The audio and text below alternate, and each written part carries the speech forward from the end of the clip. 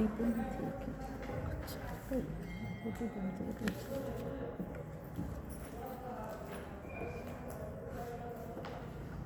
ॐ सहनावतु सहनौ भुनक्तु सह वीर्यं करवावहै तेजस्विनावतीतमस्तु मा विद्विषावहै ॐ शान्तिः श्रुतिस्मृतिपुराणानाम् आलयं करुणालयं नमामि भगवत्पादं शङ्करं लोकशङ्करं शङ्करं शङ्कराचार्यं केशवं बादरायणं सूत्रभाष्यकृतौ वन्दे भगवन्तौ पुनः पुनः ईश्वरो गुरुरात्मेति मूर्तिभेदविभागिने व्योमवद्व्याप्तदेहाय दक्षिणामूर्तये नमः।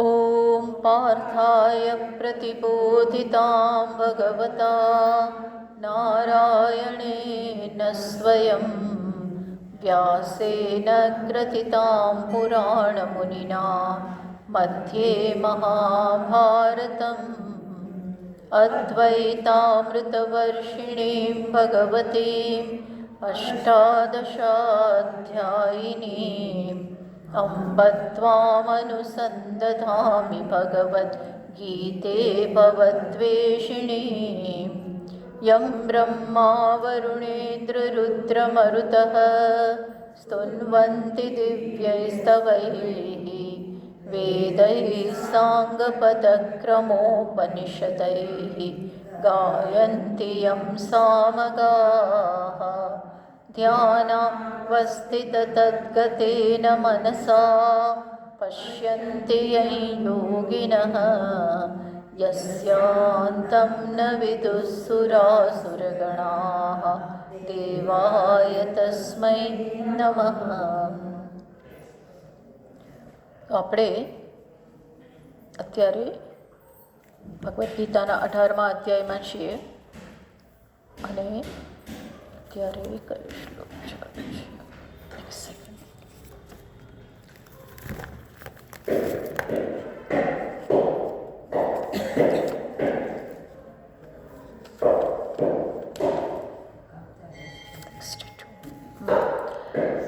તો આપણે 62મા શ્લોકમાં છીએ. એમને જ્યોતિકાબેન ક્યાં ગયા? જ્યોતિકાબેન એને ધીમો કરવાનું કહી શકાય. હા. તમેવ શરણં ગચ્છ સર્વભાવેન ભારત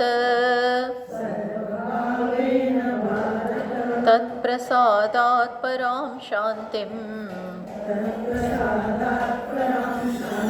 स्थानं प्राप्स्यसि शाश्वतम्.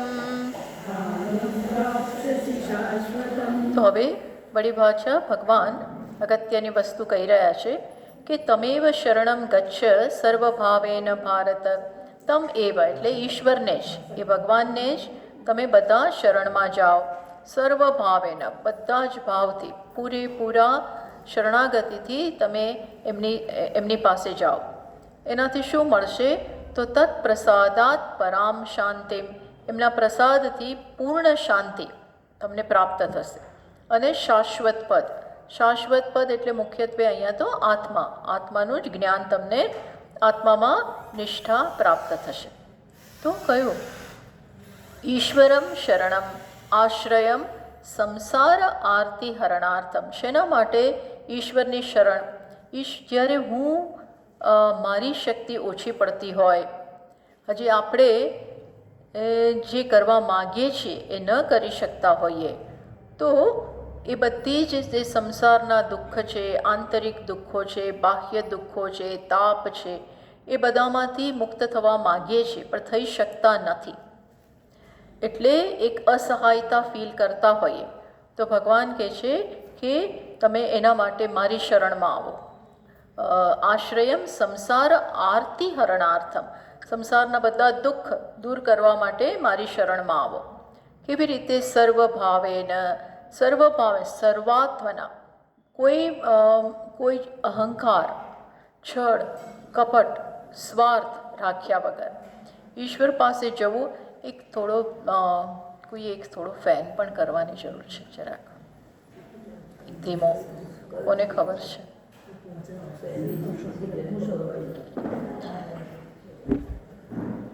સર્વભાવેન, સર્વભાવેન એટલે નિષ્કપટતાથી, પૂરેપૂરું, ક્યાંય પોતાનામાં અભિમાન નહીં કે હું આ કરી શકું એમ છું, આ કરી શકું એમ છું. કારણ કે જે કાંઈ છે એ ઈશ્વરનું જ છે. તો એ પહેલાં સ્વીકારી, અને બધું જો મારામાં શક્તિ હોત તો મેં કરી લીધું હોત, પણ એ શક્તિ છે નહીં. તો એના માટે ઈશ્વરની શરણાગતિ લઈએ, અને ઈશ્વર પાસે જઈએ ત્યારે કોઈ છળ કપટ નહીં, સ્વાર્થ નહીં. છળ અને કપટ બહારથી એક પ્રકારનું બતાવવું, અંદર બીજો ભાવ હોય, એવા કોઈ ભાવ સાથે નહીં. જ્યારે વિભીષણ ભગવાન પાસે જાય છે, રામ પાસે, આપણે હા, રામ પાસે જાય છે, તો રામ તો થોડું આને સ્લો કરો બેન, આટલું ફાસ્ટ નહીં.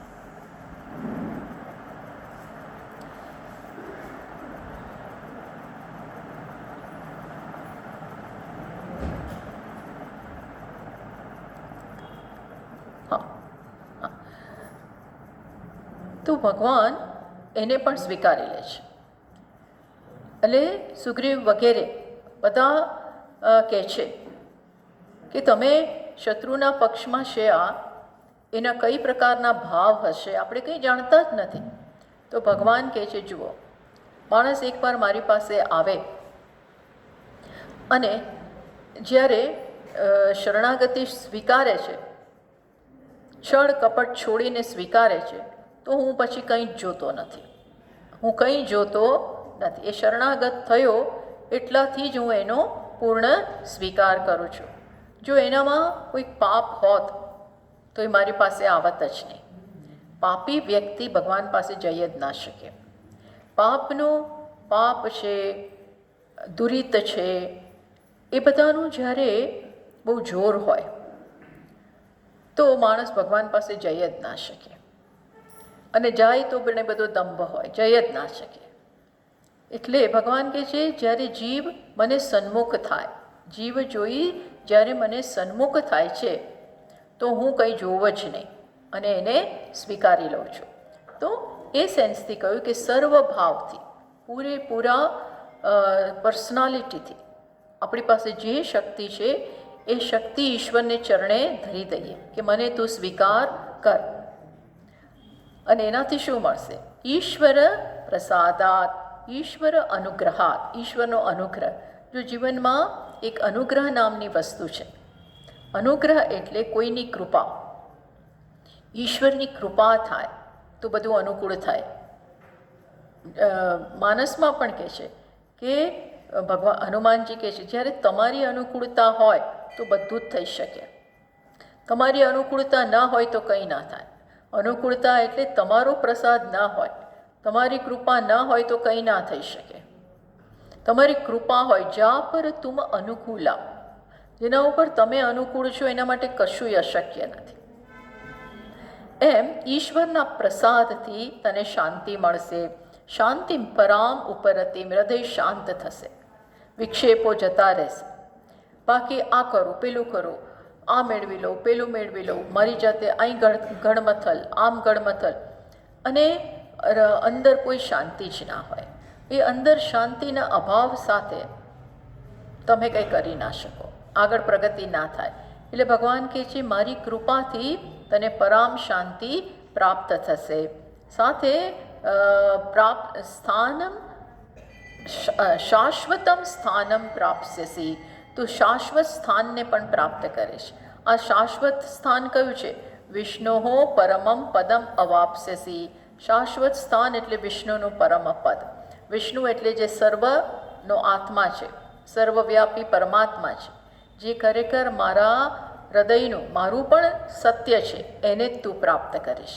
એટલે આત્મજ્ઞાન જે અવધિ છે, જે જીવનમાં પ્રાપ્ત કરવાની અવધિ, આમ તો પ્રાપ્ત જ છે, છતાં પણ એ સમજવાની જે અવધિ છે એ તને પ્રાપ્ત થશે. એટલે અહીંયા ઈશ્વરની કૃપાનો પ્રતાપ બતાવે છે એ કહ્યું. આ સાથે ભગવદ્ ગીતાનો ઉપદેશ સમાપ્ત થાય છે ખરેખર. એટલે ભગવાન પોતે જ પોતાના શબ્દોમાં હવે કહી દે છે. જુઓ 63મા શ્લોકમાં, ઇતિ તે જ્ઞાનમાખ્યાતમ ગુહ્યાદ ગુહ્યતરમ મયા વિમૃશ્યૈતદશેષેણ યથેચ્છસી તથા કુરુ. ઇતિ તે ગુહ્યાદ ગુહ્યતરમ જ્ઞાનમ મયા આખ્યાતમ. ભગવાન કહે છે આ પ્રકારે, આ સાથે મારા વડે તને કહેવાયું. શું કહેવાયું? ગુહ્યમાં ગુહ્ય જ્ઞાન, ગુહ્યમાં ગુહ્ય રાજવિદ્યા, રાજગુહ્યમ. આ કોઈને ઘણીવાર તો કહેવામાં આવે ને તો એ સમજ ના પડે અને આ ખબર જ નથી પડતી. તો આ મારા હૃદયમાં જ છુપાયેલું છે એવું જે તત્વનું જ્ઞાન છે, ગુહ્યમાં ગુહ્ય, સિક્રેટમાં સિક્રેટ, એ મેં મારા વડે તને કહેવાયું. ઘણા વિસ્તારથી ભગવાને 18 અધ્યાયોમાં આ જ્ઞાનનું સતત નિરૂપણ કર્યું. હવે ભગવાન કહે છે, શું કહે છે? વિમૃશ્ય એતદ અશેષેણ, એતદ અશેષેણ વિમૃશ્ય. આને તું બરોબર વિચાર કર, આના ઉપર બરોબર વિચાર કર અને પછી યથેચ્છસી તથા કુરુ, તને ઈચ્છા લાગે એમ કર. જો ભગવાન એને સમજાવ્યું ખરું કે તારે કેમ યુદ્ધ કરવું જોઈએ, યુદ્ધ કર્મ મીન્સ કે કર્મયોગ કેમ કરવો જોઈએ, એ બધું સમજાવ્યું. પણ ભગવાન એના ઉપર આગ્રહ નથી રાખતા કે તારે કરવું જ જોઈએ, તું કર જ કર. મેં બધું સમજાવી દીધું. હવે the ball is in your court, તારે નક્કી કરવાનું છે કરવું કે ન કરવું. હું એમ નહીં કહું, જો આમ ભગવાન એ પોઝિશનમાં છે, અર્જુન એમને એવું માન પણ આપે છે, એટલે ભગવાન અર્જુનને કહી શકે બસ હવે તું યુદ્ધ કર, એવું નથી કહેતું. આમ કહે છે કર, તું કર એમ કહે છે, છતાં પણ તને ઠીક લાગે તો તારી જેમ ઈચ્છા હોય એમ કર. માણસ કોઈને પણ તમે સમજણ આપી શકો, સલાહ આપી શકો, પણ પછી કરવું ન કરવું એ એના હાથમાં છે. તમે આગ્રહ રાખી શકો મારા પ્રમાણે જ થશે, નહીં તો આ ઘરમાં નહીં રહેવાય, રહેવું હોય તો અમારા પ્રમાણે જ કરો. હવે આગ્રહ રાખો તો પેલા લોકો કરે ખરા કદાચ, કારણ કે એ હજી એના પગ ઉપર ઊભા રહી શકે એમ નથી. એટલે તમારો આગ્રહને વશ થઈને કરે, પણ જો એ એમાં કન્વિન્સ ન થયા હોય, એ એની પોતાની સમજ ન બની હોય, તો વચ્ચે આવી અને છોડી દેશે. ગમે ત્યારે તમારી આજ્ઞાનું ઉલ્લંઘન કરશે. કારણ કે માણસ કોઈકના કહેવા પ્રમાણે ક્યાં સુધી ચાલે? એને અનુકૂળ હોય તો, મીન્સ કે જ્યાં સુધી અનુકૂળ હોય, જ્યાં સુધી સહન થતું હોય ત્યાં સુધી કરે, પછી કંઈ નહીં ફાવે. એવી ક્ષણ આવી જાય કે ભલે મારું જે થવાનું એ થાય, પણ તમારું તો નહીં જ માનો, એવું થઈ જાય ને. અને નહીં તો એવું બી બને કે તમને બ્લેમ કરે કે મારા જીવનમાં આજે જે કંઈ છે એ તમારું મેં માન્યું ને એને કારણે, તમે કહ્યું એ પ્રમાણે કર્યું ને એટલે મને આજે આ છે, મારું જીવન ફેલ ગયું, એવું પણ કહી દે. એટલે મેચ્યોર વ્યક્તિઓ હોય એ હંમેશા કોઈના ઉપર કોઈ આગ્રહ ના રાખે. તને કરવું હોય તો કર, સમજાવવાની જરૂર, મા બાપે વડીલોએ સમજાવવાનું ખરું, એ આપણી જવાબદારી છે. ના એને જેમ કરવું એમ કરે, હું તો સમજાવતોય નથી, એ નહીં. ક્યાં સુધીનું તમારું કામ છે સમજાવવાનું, બધું સમજાવો ચારે બાજુથી. આમ કરીશ તો આમ થશે, તને એનું પરિણામ ભોગવવું પડશે, એ તારે ભોગવવાનું છે. અલ્ટિમેટલી તારે એનું પરિણામ ભોગવવાનું છે. પણ ત્યાં અટકી જવાનું, આગ્રહને આમ જ થશે એવું નહીં. અમુક મેચ્યોરિટી આવી જાય, સામે ઉંમરથી પણ પહેલાં મોટા થઈ ગયા હોય, પછી બાળક હોય ત્યાં સુધી હજી બરાબર છે, પણ પછી ના. એટલે ભગવાન જેવા ભગવાન શું કે તને ઠીક લાગે એમ કર. જો તે બરાબર સાંભળ્યું હશે, ભગવાનને ખાતરી છે, હા આમ તો એટલે જ આવું કહે છે. આટલી છૂટ ક્યારે આપે છે? એને ખાતરી છે કે હવે સમજ્યો છે જ. અર્જુનને મેં ભગવાનને પોતાના વક્તવ્ય ઉપર, પોતાના ટીચિંગ ઉપર, પોતે જે રીતે ભણાવ્યું છે એના ઉપર એવો વિશ્વાસ છે કે આ ઘરે આ અર્જુનને પહોંચ્યું છે, એની સમજણમાં ઠર્યું છે, એટલે જ આવું કહે છે. કારણ કે એમની કોન્ફિડન્સ છે કે અર્જુન કરશે જ. હવે આટલી વારથી બોલે છે, 18 અધ્યાય સુધી એમણે આ કયા કર્યું હતું. હવે ન પહોંચ્યું એવું તો બને નહીં. અને અહીં તો ગુરુ કોણ છે? ભગવાન છે પોતે. એટલે કહ્યું તને ઠીક લાગે એમ કર, પણ વિચાર કરીને કરજે. મેં આપ્યું છે, સમજાવ્યું છે, એ બાઉન્ડ્રીમાં રહી બરોબર વિચાર કર અને પછી નિર્ણય કર. એટલે કે છે ઇતિ એતત તે તુભ્યમ જ્ઞાનમ આખ્યાતમ કથિતમ. મેં બહુ મેં મારું કહેવામાં કંઈ બાકી નથી રાખ્યું. આચાર્યએ જે કહેવું જોઈએ, ગુરુએ જે કહેવું જોઈએ એ બધું જ મેં વણી લીધું.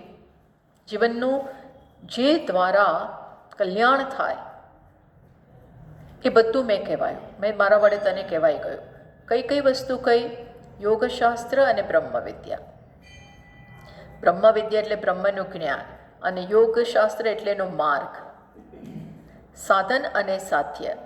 મેં સાધને કહ્યું અને સાધ્ય તો કહ્યું જ કહ્યું, પણ સાથે સાથે શું કીધું? સાધન પણ કંઈ બાકી નથી રાખ્યું. તો જ્ઞાનમ આખ્યાતમ. અને શું? કયો વિષય? ગુહ્યાત ગુહ્યમ, અતિશયેન ગુહ્યમ રહસ્યમ. આના જેવું રહસ્ય કોઈ નથી કે તમે જેને શોધો છો એ તમે પોતે છો. કારણ કે અર્જુને તો એ જ માગ્યું ને, યસ યત નિશ્ચિતમ શ્રેયસ્યા તન્મે બ્રૂહિ. જે નિશ્ચિત શ્રેયસ છે એ મને કહો.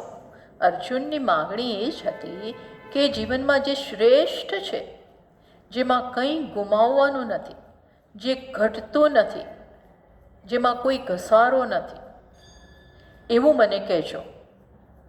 જે સમયમાં મર્યાદિત હોય એ મને નહીં કહેતા, અંતિમ વાત મને કરજો. એટલે ભગવાને કહ્યું એ તો તું પોતે જ છો. એ જ્ઞાન આપ્યું. ટૂંકમાં ભગવાને કહ્યું મેં ટોપ મોસ્ટ, જેનાથી ચડિયાતું કાંઈ નથી, એ જ્ઞાન આપી દીધું છે. કોને અને કોણે આપ્યું? અહીંયા કોઈ સામાન્ય આચાર્ય તો છે નહીં. ભગવાન કહે છે મયા આખ્યાતમ, મેં મારા વડે કહેવાયું. અને આ હું એટલે કોણ? તો કે સર્વજ્ઞેન ઈશ્વરેણ. બોલો, સર્વજ્ઞેન ઈશ્વરેણ આખ્યાતમ. આ જ્ઞાન આપનાર અહીં તો સર્વજ્ઞ છે. કદાચ લોકલ ગુરુઓમાં કદાચ કંઈ ખૂટતું હોય, પણ ભગવાન અહીંયા ગુરુ છે, આચાર્ય છે. શું જાણનારા છે? આગળ પાછળ બધું જ.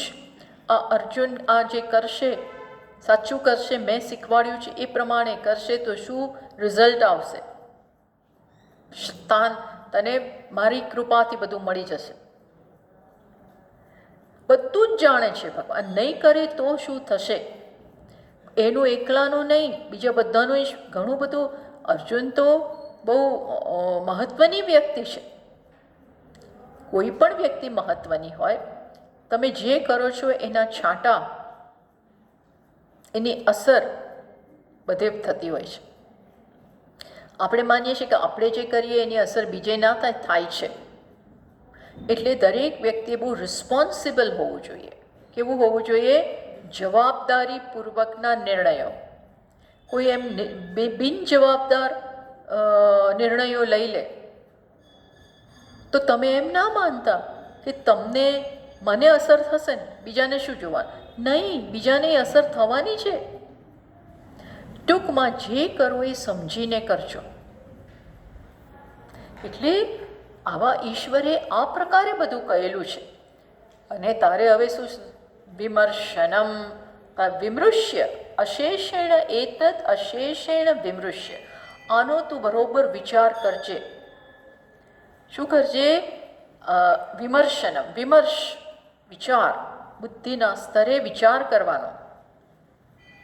આલોચનમ, આગળ પાછળ. આ બધી વ્યક્તિમાં પોતાનામાં કુશળતા હોવી જોઈએ. આપણે ઘણીવાર એવું ઈચ્છીએ કે મારા માટે તમે નિર્ણય લઈ લો ને, એવું નહીં. મારે વિચાર કરવો જોઈએ કે આનાથી મારા ઉપર, અન્ય ઉપર હાલમાં, ભવિષ્યમાં શું અસર થશે, બધું વિચારવું જોઈએ. આલોચનમ કૃત્વા, બધો વિચાર કર. જેમ ઘણીવાર બે વ્યક્તિ છૂટી પડવા માંગે તો ઘણીવાર વિચારે જ નહીં કે આ અમે છૂટા પડી રહ્યા છીએ તો બાળકોનું શું થશે. ટૂંકમાં ઘણું બધું વિચારવું પડે ને. કોઈ પણ, આ તો મેં એક એક્ઝામ્પલ આપ્યો. તો એમ કે છે, તે મેં જે કહ્યું છે ને, એમને એમ સમજ્યા કર્યા વગર, સ્વાર્થથી કે મને નથી ગમતું, કે આસક્તિથી મારા ભાઈ ભાંડુઓ સાથે હું કેવી રીતે લડી શકું, એમ આસક્તિથી નહીં, આવેગમાં નહીં, આગળ પાછળ ઉપર નીચે બધો વિચાર કરી અને તું નિર્ણય કરજે. યથોક્તમ શાસ્ત્રમ, અને મેં તો બધું જ કહી દીધું છે. સમસ્તમ યથોક્તમ ચ અર્થજાતમ, અને પછી આ બધું કરી અને પછી ઠીક લાગે એમ કર. મીન્સ કે પછી નિર્ણય કર. નિર્ણય તારો હશે, હું નિર્ણય નહીં કરું. બોલો, ભગવાન નિર્ણય કરતા નથી. જો એ રિસ્પોન્સિબિલિટી કોઈ દિવસ ન લેવી, કોઈના માટે નિર્ણય કરવાની રિસ્પોન્સિબિલિટી ન લેવી. કારણ કે એ જ તમને કાલે સંભળાવશે કે મારું તમે બગાડ્યું બધું. અને હંમેશા માણસ પોતાની સમજ પ્રમાણે જીવન જીવે. નહીં તો એને એમ થાય હું રહી ગયો, તમે કીધું ને એટલે હું પેલામાંથી રહી ગયો, આમાંથી રહી ગયો, આમાંથી રહી ગયો, આ ખોટું થઈ ગયું, આ ખોટું થઈ ગયું, અને એમાં તમે જવાબદાર. એટલે કારણ વગર એક તો આપણને જવાબદાર ગણે, પછી પાછા આપણા કર્મોમાંય અને દ્વેષ રહી જાય, ગુસ્સો રહી જાય. બાળકોને ઘણીવાર મા બાપ પ્રત્યે બહુ ગુસ્સો હોય છે, મારી માએ જ મારું બધું બગાડ્યું કહેતા હોય છે, મારા પિતાએ જ બગાડ્યું, મારી ટીચર, મીન્સ ઘણું બધું, ફલાણાએ બગાડ્યું, ફલાણાએ બગાડ્યું. અરે તું સમજ્યો નહીં, તે યોગ્ય નિર્ણય કર્યો નહીં, તેમાં બીજા શું કરે? ભગવાન એવું, એટલે આ બંનેના પક્ષ કહેવામાં આવે છે. તમારે તમારી જવાબદારી સમજવી જોઈએ, અને મા બાપે પણ, કે કોઈ પણ વડીલે, કોઈ પણ જે બીજાને સલાહ આપવાની સ્થાનમાં હોય, સમજાવો, પૂરેપૂરું સમજાવો. પણ અલ્ટિમેટલી તમે નિર્ણય કરો, નિર્ણય તમે કરો. એટલી તો દરેક પુખ્ત વ્યક્તિએ જવાબદારી લેવી જ પડે, લેવી જ પડે. તો પછી કર, પછી નિર્ણય કર. એટલે ભગવાન કેટલું બધું સમજાવે છે. જુઓ, જાતે નિર્ણય કરો. અને નિર્ણય કરવા માટે શું જરૂરી છે? શું જરૂરી છે? આવેગ નહીં, મન થયું કે મન ના થયું, આવેગ નહીં, પૂરેપૂરી સમજ. જે કરો એ સમજથી કરો. આનું પહેલાં પાછળ, આગળ પાછળ બધી શું અસર. કોઈ પણ નિર્ણય આવેગમાં ના થાય. આવેગમાં કંઈ ના થાય, બધું ખોટું જ હોય. આવેગમાં થાય, વિચાર કરો અને પછી કરો. એટલે કે છે એ પ્રકારે તું કર. જો આટલું બદલે પતી ગયું, બધું જ ભગવાનનું વક્તવ્ય આની સાથે પતી ગયું. પણ ભગવાન કેટલા ચોક્કસ છે, પ્લસ અર્જુન ઉપર કેટલું બધી કૃપા રાખે છે, કેટલો બધો પ્રેમ છે. જો એક આચાર્યને આવા ભગવાનને અર્જુન ઉપર કેટલો, એમને કોઈની જરૂર છે. ભગવાનની કોઈની જરૂર છે, અર્જુન વગર શું કરીશ એવું છે? જરાય નથી. અને છતાં પણ એનું બેસ્ટ ઈચ્છે છે. શું ઈચ્છે છે? કે આનું બધી રીતે સારું થાવ. એવું જ્યારે વિશેષ પ્રેમ હોય, વિશેષ કન્સર્ન હોય, તો આપણે ફરી ફરી જે સૌથી અગત્યનું હોય ને એ ફરી ફરી કયા કરીએ. કહેવાઈ ગયા પછી પણ ફરી ફરી કહીએ. જોજો હું પેલી દવા લઈ લેજે, છેક સુધી કહીએ, છેક સુધી. જોજે આડોવડું ન ખાતો, તારી તબિયત બગડતી હોય છે. કેટલી વાર તો કીધું, પણ છેલ્લે ખાસ અંડરલાઈન કરી અને એ કહીએ, ધ્યાન રાખજે, સ્વેટર પહેરજે, આમ કરજે, તેમ કરજે. જે સૌથી અગત્યનું હોય ને એ સ્નેહ રાખનારા જે હોય, મા હોય, પિતા હોય, પતિ હોય, પત્ની હોય. પત્ની બહુ ત્યાં પતિને માટે બહુ કયા કરે, આમ કરજો, આમ કરજો, આમ કરજો, આમ કરજો.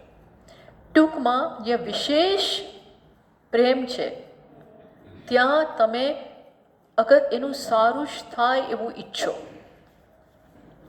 અને એના માટે કહી તો દીધું તને ઠીક લાગે એમ કર, પણ ફરી અર્જુન યોગ્ય જ નિર્ણય કરે અને જે અગત્યનું છે એ ભૂલી ન જાય, એટલા માટે ભગવાન ફરી કહે છે.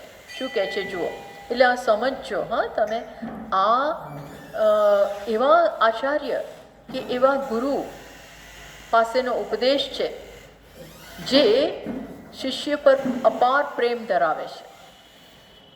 અને બધાને જ એવું હોય, ખાસ ઈચ્છે છે કે અર્જુન કોઈ પણ રીતે અગત્યની વસ્તુ ભૂલી ના જાય. એટલે કહે છે જુઓ 64મા શ્લોકમાં, ભૂય અપી મયા ઉચ્યમાનમ શૃણુ. જો પાછા કહે છે, શંકરાચાર્યજી મહારાજ લખે છે, ફરી મારા વડે જે કહેવાય છે ને એ તું સાંભળ. ફરી હવે તમે કહી તો દીધું, બધું કહેવાઈ ગયું છે, પણ પાછા કહે છે જો હજી મારા વિશે મારા વડે જે કહેવાય છે ને એ વધુ ધ્યાન આપ. તો કહે છે, સર્વગુહ્યતમં ભૂયઃ શૃણુ મે પરમં વચઃ ઇષ્ટોસી મે દૃઢમિતિ તતો વક્ષ્યામિ તે હિતમ. જો વળી પાછા કહે છે, સર્વગુહ્યતયં ભૂયઃ શૃણુ મે પરમં વચઃ. શૃણુ મે સૌથી વધારે જે ગુહ્ય છે, સિક્રેટ છે. અમુક વાત છે ને બહુ જાહેરમાં ના કરવાની હોય, કાનમાં જઈને કહી આવવાની હોય, બીજાના એકલા હોય ત્યારે કહેવાની હોય. એવું હોય ને, આપણે બધાને ના જણાવવું હોય. જો સાંજે તમે આવી જજો, હા, બધાને કહેવાનું ના હોય. અને આવો ને ત્યારે આમ કરજો, પેલા આવવાના છે તો ખાસ એને આ ભેટ ગમે છે એ તમે લઈ આવજો. એવું કંઈક વિશેષ આપણે જ્યારે કહેવાનું હોય તો ભગવાન કે જે સાંભળ, હજી બધાથી વધારે જે ગોપનીય વાત છે એ હું તને ફરી કહું છું. અને આ મારા શ્રેષ્ઠ વાક્ય છે એવું કહે છે. કેમ ભાઈ, હવે છોડો ને ભાઈ. માં પેલો છોકરો ભાઈ સાંભળી લીધું, તે 1000 વાર કીધું. તે મમ્મી તે આ વાત મને 1000 વાર કીધી. અથવા પત્ની પોતાના પતિને પતિ પોતાના પત્નીને કહે, તું ક્યારની આ એક જ વાત કરે, સાંભળી લીધું મેં, કેટલી વાર કહીશ. પિતાએ પોતાના બાળક, પપ્પા તમે 1000 વાર કહી ગયા, તમે ક્યાં સુધી આ કહેશો? પણ કેમ કહે છે? કેમ કહે છે? બહુ વાલો છે, એનું ભલું થાય.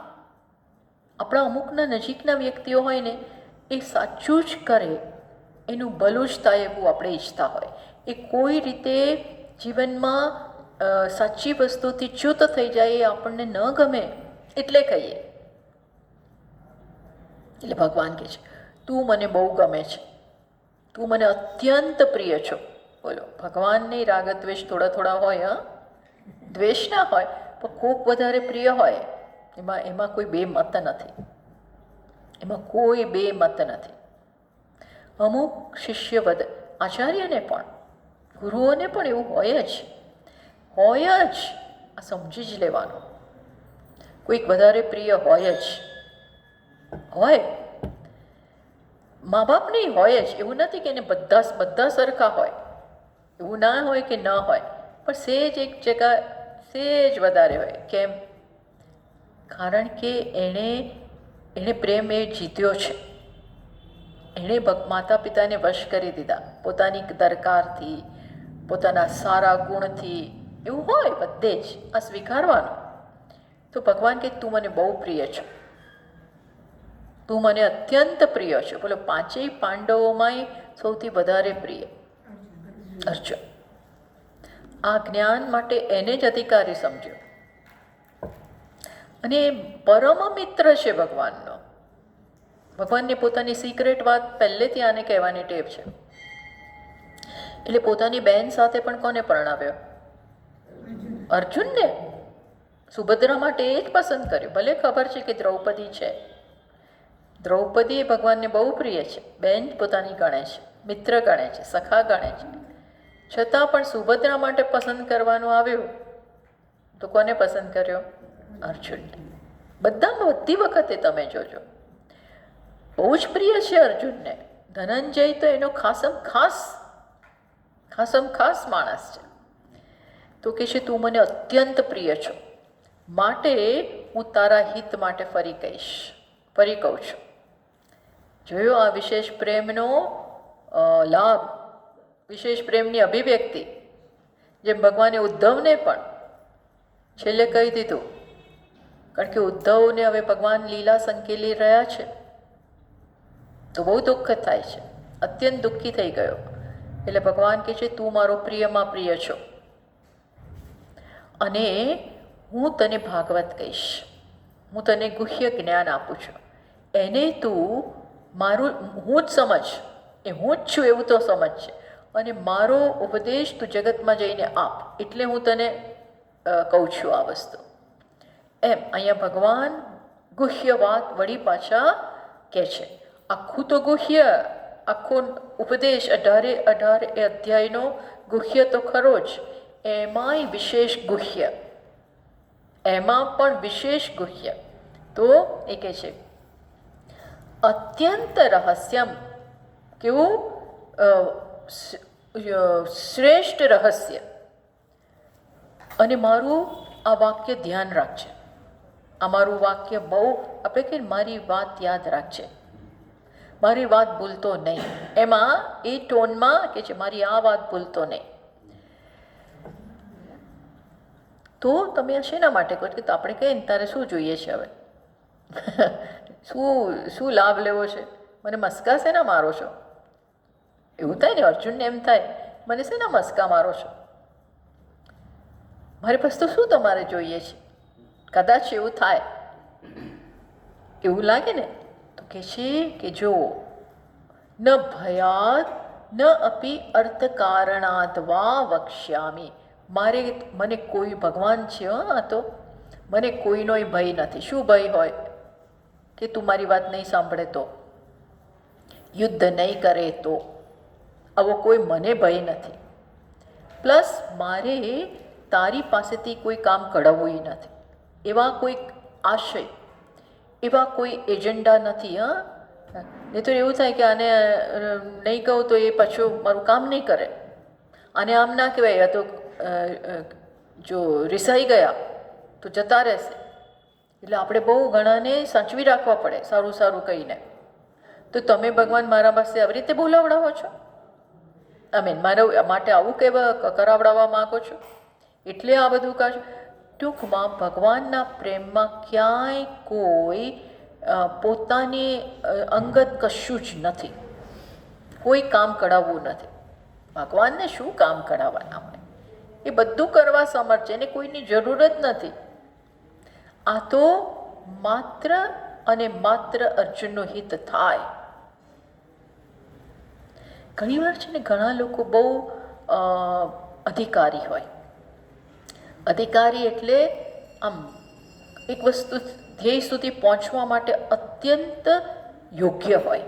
બધા ના હોય યોગ્ય, બધા યોગ્ય નથી હોતા, પણ એવું જ્યારે જો એક આ યોગ્યમાં યોગ્ય છે, હવે એ જો નાની ભૂલ કરી દેશે તો કદાચ બેડો પાર ના થાય.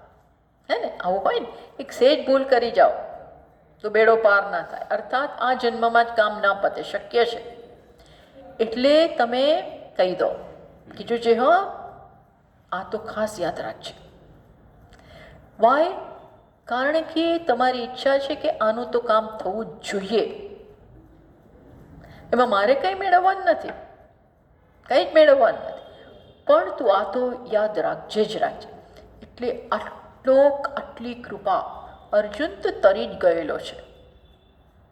આ તરી ગયો છે એના જ બધા ચિહ્નો દેખાય છે, નહીંતર આવી કૃપા ભગવાનને હોય જ નહીં. એટલે કે છે તું મને અત્યંત, હું શેના માટે આ બધું કરું છું? મેં મમ દૃઢમ અવ્યભિચારેણ, મારા પ્રેમમાં ક્યાંય, મારી લાગણીમાં, મારા તારા પ્રત્યેના પ્રેમમાં કોઈ વ્યભિચાર નથી. અર્થાત એ ક્યારેય ઘટવાનું નથી, ઓછું નથી થવાનું. તને છોડીને હવે બીજાને પકડું, આવું કાંઈ નથી થવાનું. અવ્યભિચારેણ, એ માટે કહું છું. ભગવાન પોતાના શબ્દો, પોતાનો આશય સ્પષ્ટ કરે છે. કથયિષ્ય તે હિતમ પરમ જ્ઞાન પ્રાપ્તિ સાધનમ. જો હવે હું તને શેની વાત કરવાનો છે? તારા હિતનો જે છે, તારા હિતનો. કારણ કે અર્જુને કહ્યું છે મને મોક્ષ જોઈએ છે, શ્રેષ્ઠ જ જોઈએ છે. મેં જોઈ લીધું આડાવડી બધી વસ્તુઓ, એમાં કંઈ કામ ના આવે. માને તો હવે શ્રેષ્ઠ જ જોઈએ, nothing less than the best, એવું મારે જોઈએ છે. એટલે હું તને એનું સાધન કહું છું. જ્ઞાન પરમ જ્ઞાન પ્રાપ્તિ સાધનમ, જ્ઞાનને પ્રાપ્ત કરવાનું શ્રેષ્ઠ સાધન. જોજો હા, આ બધા સાંભળજો. તદ્હિ સર્વહિતાનામ હિતતમમ ચ, એ જ હવે હું જે સાધન કહીશ તને, એ બધા સાધનોમાં સૌથી વધારે હિત કરનારું છે. હિતતમમ, શ્રેષ્ઠ ડિગ્રી વાપરી, સારું, વધારે સારું અને ઉત્તમ. ઉત્તમ આપણે કહીએ ને, ગુડ, બેટર, બેસ્ટ, એમ આ હિતતમમ, જેનાથી કોઈ ચડિયાતું વધારે સાધન નથી. જ્ઞાન પ્રાપ્તિનું, હા, જ્ઞાન પ્રાપ્ત કરવું હોય તો શ્રેષ્ઠ સાધન કયું, એની વાત થશે. જ્ઞાન તો શ્રેષ્ઠ જ છે, પણ જ્ઞાનને પ્રાપ્ત કરવા માટે કયું સાધન શ્રેષ્ઠ, ખ્યાલ આવે છે? એ હું કહીશ. કિમ તત ઇતિ આહ, તો એ શું છે?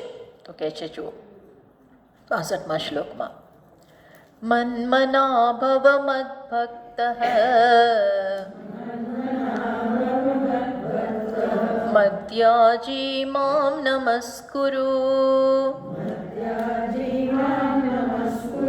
મામે વૈશ્યસી સત્યમ તે પ્રતિજાને પ્રિયોસી મે. આ આગળ પહેલી લાઈન આગલા એક વાર આવી ગઈ. ક્યાં આવી ગઈ? ચલો 11મો અધ્યાય કાઢો બધા. 11મો અધ્યાય કાઢો અને એનો છેલ્લો શ્લોક કાઢો.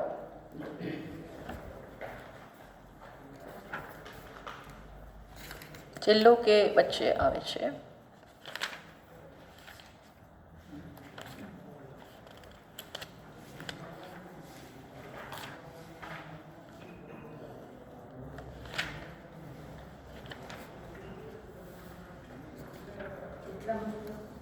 એક મિનિટ. ના, 11મો નહીં, 11મો અધ્યાય નહીં, 9મો અધ્યાય ને, 9મો.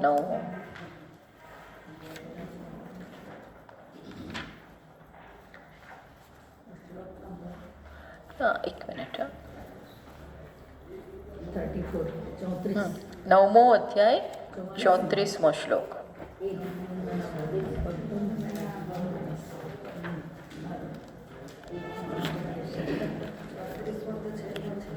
હા, છેલ્લો, 9માનો છેલ્લો, 11માનો નહીં, 9માનો છેલ્લો. છેલ્લી લાઈન પહેલી લાઈન સાવ સમાન છે. હા, પહેલી લાઈન અત્યારે જે છે એ પહેલાં આવી ગઈ. જો શું કહે છે ભગવાન? મન મના ભવ મદ ભક્ત મદ્યાજી મામ નમસ્કુરુ. અને ત્યાં એવું કહેલું, મામ એવ એષ્યસી યુક્ત્વા એવમ આત્માનમ મત્પરાયણ. બીજી લાઈન, તું મને જ પ્રાપ્ત કરીશ જો મારો ભક્ત બનશે, મારું યજન કરશે, મને નમસ્કાર કરશે, તો આવી રીતે તું મને જ પ્રાપ્ત કરશે. અત્યારે શું કહે છે? એ જ લાઈન, પહેલી લાઈન કેમ એટલે કહ્યું ને, ગુહ્યમાં ગુહ્ય ફરી કહું છું એટલે આગળ કહેવાઈ ગયું છે. ભૂય ફરી કહું છું મીન્સ આગળ તો આવી ગયું. પહેલી લાઈન સમાન. મન મના ભવ, શું તું મારું તારું મન મારામાં જ હોય? ભક્તિની વાત કરે છે ટૂંકમાં. ભક્તિ જ્ઞાન પ્રાપ્તિનો કયો ઉપાય છે? શ્રેષ્ઠ ઉપાય. ભક્તિ જ્ઞાન પ્રાપ્તિનો શ્રેષ્ઠ ઉપાય છે. તું મારામાં મનવાળો, ટૂંકમાં જેને પ્રાપ્ત કરવા માગો છો એના પ્રત્યે પ્રેમ ધરાવો. આત્મા ભગવાન માટે પ્રેમ કેમ? ભગવાન જ આત્મા છે, તો એ ખુશ થશે. મન મના ભવ, તારું મન મારામાં હોય એવું બન. મદ ભક્ત, મારો ભક્ત બન. મદ યાજી, મારું યજન કર, મને નમસ્કાર કર, બધું મને જ કર. તારું મન મને આપ, બીજાને નહીં. ભક્ત કોનો બન? મારો બન. યજન પૂજન કોનું કર? મારું કર. નમસ્કાર કોને કરે? મને. ટૂંકમાં બધામાં મને જોઈન કર, મને. તો શું થશે? ફરી પાછા એની એ જ વાત. શું કહે છે? મામ એવ એષ્યસી, તું મને જ પ્રાપ્ત કરીશ, એમાં કોઈ સંશય છે નહીં. અને ભગવાન કહે છે, તું બહુ પ્રિય છો ને એટલે તારી સામે પ્રતિજ્ઞા કરું છું, સત્ય પ્રતિજ્ઞા, કે તું મને જ પ્રાપ્ત થઈશ. એમાં કોઈ કરતા કોઈ શંકા ન રાખ, ડર ન રાખ. કોઈ કરું તમને આખો દી આમ તમારી પાછળ આમ ખાલી થઈ જાઉં, મારું જીવન તમને સમર્પિત કરી દઉં, મને શું મળશે? તો કે છે, તું મને મળીશ જ, તું મને પ્રાપ્ત કરીશ જ, એ કહે છે. ટૂંકમાં ભક્તિ, ભક્તિ જ્ઞાનનું ઉત્તમ સાધન છે. આ ક્યારેય ભૂલવું ના જોઈએ. માત્ર ઘણીવાર શું થાય છે, આ બધું ખબર નથી હોતી ને, તો માત્ર માણસ ભણ્યા કરે આખો દિવસ ભણો એની ના નથી. એક ઉપનિષદ, બીજું ઉપનિષદ, શાસ્ત્રનો અભ્યાસ કર્યા જ કરે, પણ એનું હૃદય પીગળ્યું નથી, હૃદયમાં કુમળાશ નથી આવી, ભગવાન માટે હૃદય ભીંજાતું નથી. જ્યાં સુધી એ ન થાય ને ત્યાં સુધી જ્ઞાન શોભતું નથી.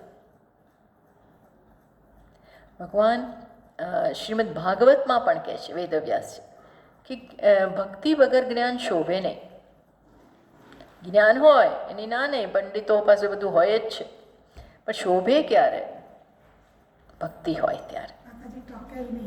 ટકે પણ નહીં, શોભે પણ નહીં. ટકે એવું નથી, પણ એમાં એની સુવાસ નથી આવતી. સુવાસ આપવી જોઈએ. કોઈ પણ વસ્તુ શોભવી જોઈએ ને, શોભવું જોઈએ. જેમ કે છે ને, વિદ્યા વિનયે ન શોભતે. વિદ્યા હોય પણ ક્યારે શોભે? વિનય. બધે જઈને બધા મારા જેવો કોઈ નથી, મારા જેવો એનો, હું જ મોટો છું, આમ છું, તેમ છું. એ તો જ પછી કોઈ આપણે ભલે બધી આપણે કંઈ અહંકારી છે એવું થઈ જાય, હું શોભે નહીં. પણ જેમ વિદ્યા વિનયથી શોભે, જેમ વધુ વિદ્યા એમ વધુ નમે. ભગવાન તો કેટલા જ્ઞાની છે, બધે નમતા જ જાય, સામેથી નમતા જાય. બધા બ્રાહ્મણોની, રાજાઓની, બધાની એઠી પતરાળી ઉપાડે, બધા બ્રાહ્મણોને માન આપે. હવે તમારે એ તો કહી શકે, મારે શું જરૂર છે? મારે શું જરૂર? તમે હો મોટા સાધુ તો ભલે રહ્યા, પણ હું તો ભગવાન છું, ત્રિલોકનો નાથ છું, મારે તમને પીવું નથી. ભગવાન એકદમ જ બ્રાહ્મણોને નમે છે, પંડિતોને નમે છે, સાધુઓને નમે છે, ગાયને નમે છે, ગાયની સેવા કરે, પ્રાણી માત્રની સેવા કરે. શું જરૂર છે? ક્યાંય એમનું નોલેજ વચ્ચે આવતું નથી. એમ અહીંયા ભગવાન કે છે ભક્તિથી જ્ઞાન શોભે, કારણ કે કૃપા તો જોઈએ જ. અને કૃપા કરવા માટે શ્રેષ્ઠ કોણ છે? સૌથી સમર્થ કોણ છે? ભગવાન. સમગ્ર જગતનું, પ્રાણી માત્રનું સંચાલન એ કરે છે. હવે તમે એમને બાયપાસ કેવી રીતે કરી શકો? કેટલાય બધા પાપ નડતા હોય, આગળ પાછળ ઉપર નીચે, આપણને શું ખબર છે? હવે એ બધા દૂર કરવા કોણ સમર્થ છે? ભક્ત. ઘણીવાર જ્ઞાન કામ નથી આવતું, બધું નડતું હોય છે. સ્વભાવ નડે, આ નડે, તે નડે, બધું ઘણું નડે. એ ઘણીવાર તમે જોજો, એવા એવા જ્ઞાની હોય ને, પણ આમ એમનામાં તમને એક પ્રકારનું છે ને, એ ઘવાયેલા હોય એવું જ દેખાય. એ ઘણીવાર એમની જીભ જ સારી ના હોય, એવું બનતું હોય છે, આપણને દેખાય. અને મને એમને અંદરથી બધી અમુક અપેક્ષાઓ હોય, એ પૂરી ના થઈ હોય. કેવી અપેક્ષા? કે મને માન આપો, આમ કરો, તેમ કરો. સેજ જે બધું રહી ગયું હોય છે ઘણીવાર. એ ક્યારે રહી જાય? ભક્તિનો અભાવ હોય ત્યારે તો એ દેખાઈ જાય. એટલે અહંકાર રીચતો હોય છે. એનીવે, આપણે એમાં અત્યારે એમાં નથી પડવું. પણ ભગવાન જેવા ભગવાન આકે છે, તો મારો ભક્ત બન, તો તારું એડ્યુકેશન કમ્પ્લીટ થશે. શ્રીમદ ભાગવતમાં વેદવ્યાસજી શરૂઆતમાં બહુ જ વાત કરે છે.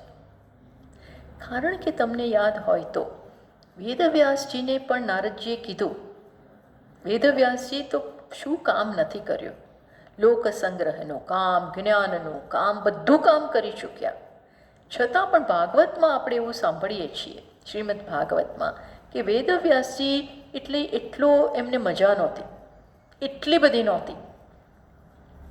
નારદજીને મળ્યા તો નારદજીને કહે છે કે મેં આટલું બધું કામ કર્યું, તોય હજી મને એટલો સંતોષ નથી થયો.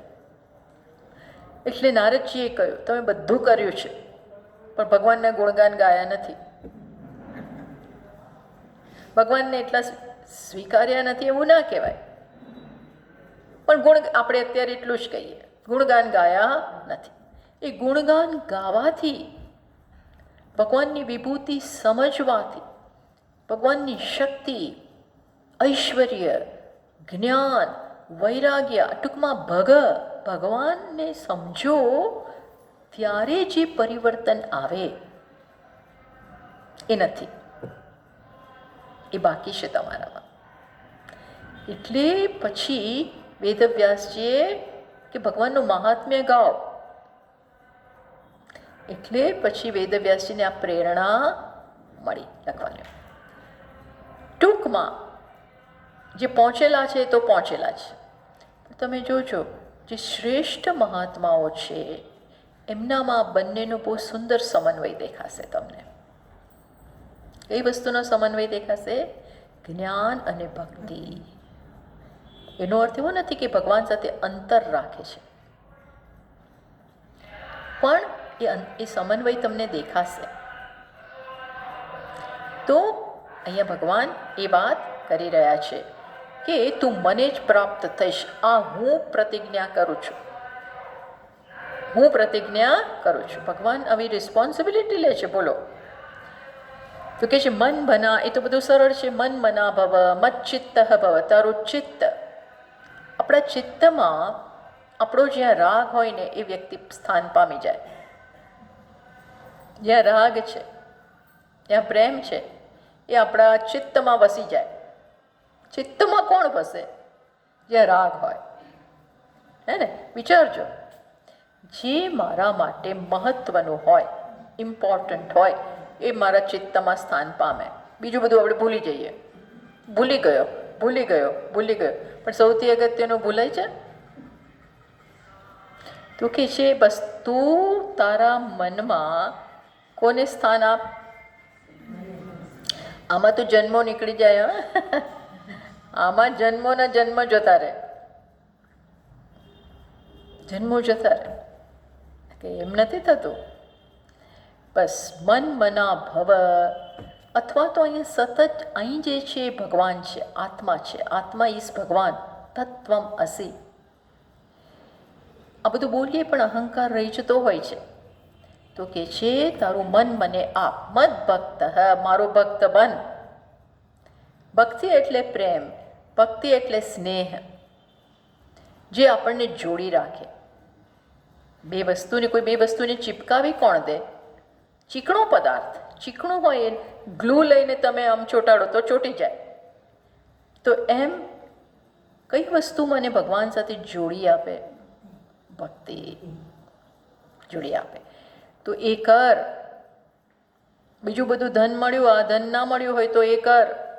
આ ધનનું ધન છે, આ ધનનું ધન છે.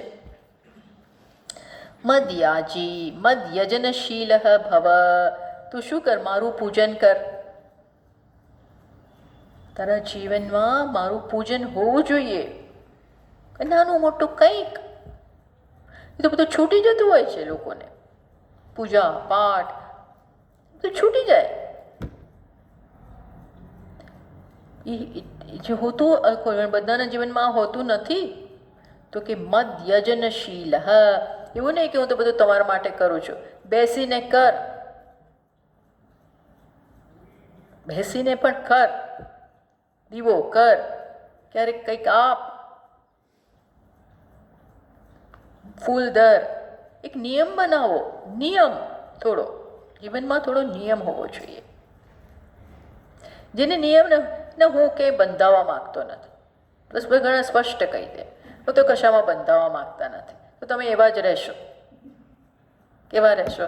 છૂટા ને છૂટા, ક્યાંય બંધાય જ નહીં. બંધાવ, ઈશ્વર સાથે બંધાવ.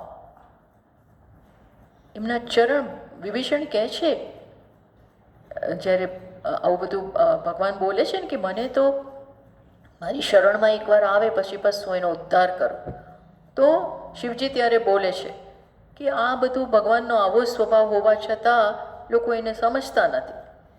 ભગવાનને છોડીને બીજાનું ભજન કરે છે લોકો. એવું વારંવાર શિવજી ઉમાને કહેતા જાય, વચ્ચે વચ્ચે આવું કહેતા જાય કે આવા ભગવાનને છોડીને, આવા ભગવાનને છોડીને. એવું કહે છે, આવાને છોડાય નહીં એમ કરીને ગિરિજાને કહેતા જાય છે.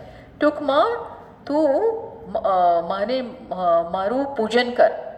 મામ નમસ્કુરુ નમસ્કારમ. અહંકાર છે, ચડાવ.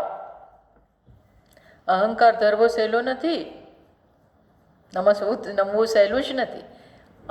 નમસ્કાર શેના માટે? હું તમારી સામે કાંઈ નથી. મારું સ્થાન તો તમારા ચરણોમાં છે. ચરણોની ધૂળ, ચરણ ધૂળ બનાવો મને. એવું નમ્રતા. આ શું છે? એવી નમ્રતા ભગવાન પાસે. આ બધામાં આપણો અહંકાર ક્ષીણ થઈ જાય, રગદોડાઈ જાય. જ્યારે આવું હોય ને ત્યારે અહંકાર રહે નહીં. બાકી અહંકાર એમ મેલ્ટ નથી થતો, મેલ્ટ થવાવાળો નથી. બસ આની ચર્ચા આવતા વખતે કરીએ આગળ. પણ આવી રીતે તું પાર થઈશ એ મારી પ્રતિજ્ઞા છે. હું પ્રતિજ્ઞા કરું છું.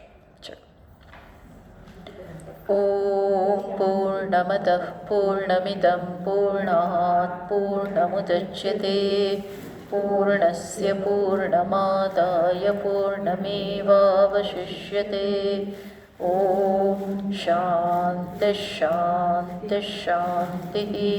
શંકરં શંકરાચાર્યં કેશવં બાદરાયણં સૂત્રભાષ્યકૃતૌ વંદે ભગવन्तौ પુનઃ પુનઃ.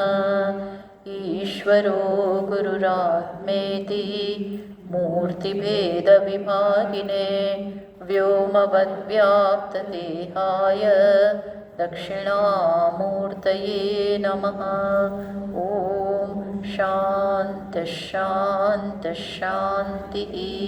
हरिः ॐ। श्रीगुरुभ्यो नमः। हरिः ॐ।